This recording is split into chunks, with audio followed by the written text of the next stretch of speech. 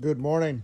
This is Hill Country, Texas, and we are having freezing rain and an ice storm. It's actually quite beautiful, as long as you don't have to be out in it.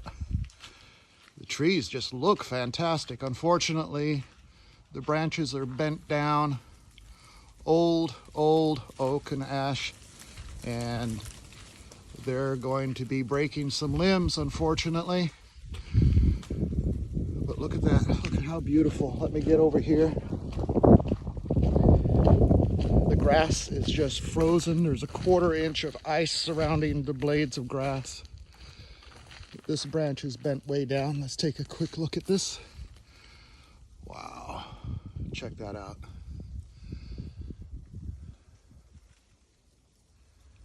Thanks for watching, guys.